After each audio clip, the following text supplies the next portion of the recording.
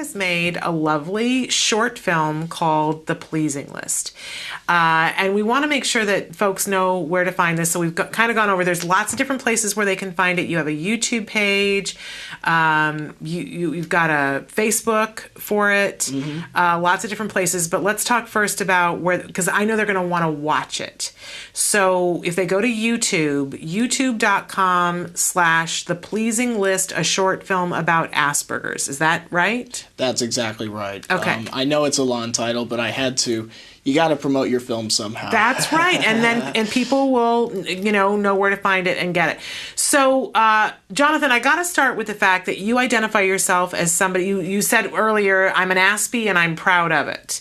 And I am. Which is a wonderful thing. I think that that's absolutely great. I know we've got viewers who are like, yes, they want to hear that. So tell us a little bit about your background. When were you diagnosed and how old are you now and what's your life like now? Sure. Well, I'm 24 years old, and I was diagnosed when I was about 5 years old, I believe. Okay. And it's really funny because I grew up knowing that I was different and that I was on the autism spectrum. But when I was 12 years old, I heard Asperger syndrome for the first time.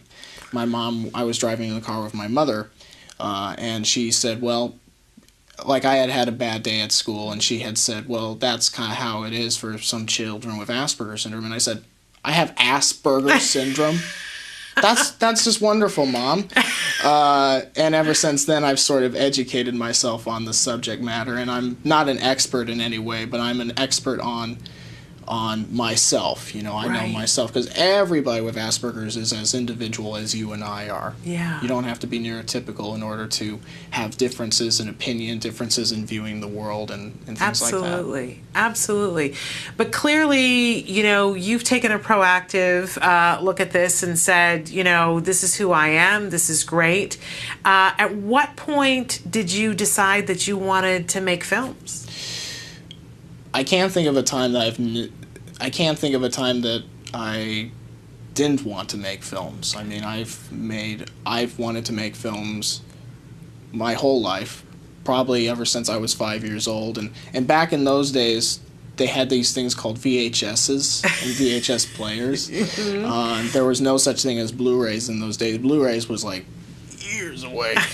I used to watch movies on there. That's where I have my fondest memories, actually, was not being in the theater necessarily, but at home, because, you get free food, you get a front row seat. And I remember, I think it was 20,000 Leagues Under the Sea with Kirk Douglas that made me go, okay, I have to do this. I have to work in films. So when did you first get your first camera and decide to shoot your first little bit of a film? I don't remember how old I was, but I live in Camarillo, and there used to be a camera store, a camera rental store, and my mom and I rented a camera one day, and we did something called The Jonathan Show, where it was me interviewing my father, asking him questions and giving him like a hat as a prize for winning questions. Very low production value, but I was couldn't have been more than 10 years old. Wow. And that was a great experience. So, and eventually, when I turned 15, I heard about Joey Travolta's Entertainment Experience Camp, and made some films with him. And when I was about 20, I made my first film on my own that wasn't class related, and it was a horror film called The Price. And made that with my friends, and I sort of haven't stopped since then. It's remarkable. And you brought up Joey Travolta. We were just showing a clip about a camp that he did. He's we're huge fans of inclusion films. Oh my God, yeah. And want people to know, because we have people who watch this show all over the world, and sometimes, because we're here in Los Angeles, we will have, a lot of different things that happen in this area and happen in California. But I love talking about Joey because he goes all over the United States during the summer and does camps everywhere. So that's, one of our greatest resources comes to places that I'll bet are close to you at some point during a given year.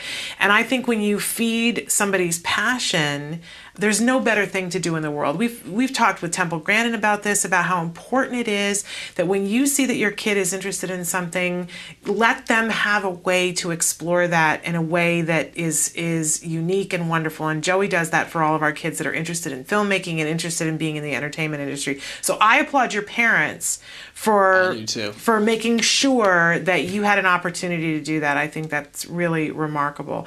And now here you are with a short film out. So do you want to show the clip from the film and then come back and talk about it? What would you like to do? Absolutely, just to give them an idea of what they're in store for. Okay, but let's give them a little bit of background, that this is a film it's about really, I think, what it's like to be on the spectrum, and maybe the Asperger end of the spectrum, and how maybe there's a perception of needing to do things to make other people happy. Am I in the right realm? You're in the ballpark. You're in the right ballpark. I mean, the movie is, in literal terms, it's about a film student with Asperger syndrome who wants to have a relationship with this other student named Sarita, and he goes on this date with her for the first time, and he writes up what he calls the pleasing list, because he's a screenwriter, aspires to be a screenwriter, and the list is basically a list of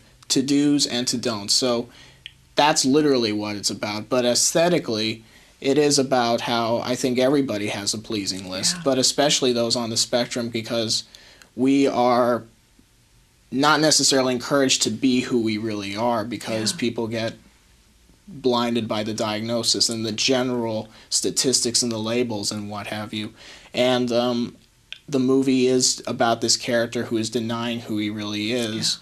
And it's sort of like a movie that I loved growing up as a child, Phantom of the Opera, and how he wears the mask and he doesn't want anybody to see who it is. And then comes along the character of Christine, and she loves him for who he is. So the movie is metaphorically like a Beauty and the Beast type of story. So that's... But very uplifting. We're not going to give anything away, but very uplifting. Great message.